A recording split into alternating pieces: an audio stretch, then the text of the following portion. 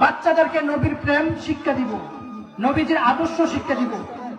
এখন তো আমরা স্কুলে বাড়াই দেই, আর স্কুলের মধ্যে হাত্তি মাতিম টিম টিম, তারা মাতে পারে ডিম, তাদের খারা দুটো সিং, তারা বলে হাত্তি মাতিম টিম। আচ্ছা আপনারা কন্ত সিংওয়ালা পশু কি কখনো ডিম পাচ্ছে? কন্যা কেন? সিংওয়ালা পশু কি কখনো ডিম পারে? এই সমস্ত মিথ্যা কাহিনী, মিথ্যা কথা আমাদেরকে শেখানো হচ্ছে স্কুলের মধ্যে। সেই ছোট ছোট বাচ্চাদেরকে নিষ্পাপ, তাদেরকে মিথ্যা কথা শেখানো হয় কেন বাবা? রাসূলের আদর্শ শিখান, যেই আদর্শ শিখলে কখনো মা বাবার কলিজায় কষ্ট দিতে পারে না।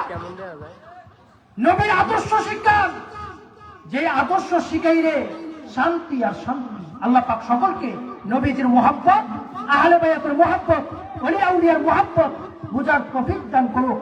সকলে বলুন আমিন। আমি যা পড়েছি আল্লাহ পাক যেন,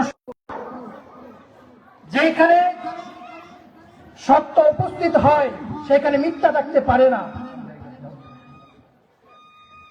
আমরা সত্যকে ভালোবাসি, নবীর আদর্শকে আমরা ভালোবাসি, আমাদের সন্তানদেরকে নবীর আদর্শে লালিত পালিত করব, ঠিক কিনা? বিধর্মীদের কালচার এগুলো আমরা শিখাবো না। মুসলমান হয়ে আজকে নবীজির আদর্শ থেকে দূরে। দুঃখ লাগে ভাই, নবীর মুহাব্বত যাদের মধ্যে আছে তারা কোনোদিনও মা বাবার মনে কষ্ট দিতে পারে না। আজকে শুধু আইসা বলে হুজুর আমার ছেলেকে জারফুক করে দেন, জারাই দেন, নিজা করে তাবিজ দেন, কুমার দেন। কেন? আপনার ছেলেকে সঠিক জ্ঞান দিতে পারেন নাই। সঠিক জ্ঞান দিতে হলে ইসলাম শিক্ষা দেন, মক্তবে পাঠান, মাদ্রাসায় পাঠান।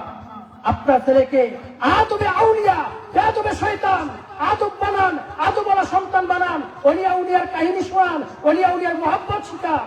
তারা কখনো বেয়াদব হবে না। তারা আদবের সাথে লালিত পালিত হলে মা বাবাকে কখনো কষ্ট দিতে পারে না। আমি এটাই বুঝাইতে চাইলাম, ইসলাম হলো শান্তির ধর্ম। ইসলাম অশান্তি সৃষ্টি করে না, পছন্দ করে না। আমরা সকলে মিলেমিশে থাকার তৌফিক এনায়েত করুক। সকল বলুন আমিন। আল্লাহ পাক সকলকে আমল করে কবরে যাওয়ার তৌফিক দান করুক। সকলে বলুন আমিন। আসসালামু আলাইকুম ওয়া রাহমাতুল্লাহি তাআলা ওয়া বারাকাতুহু।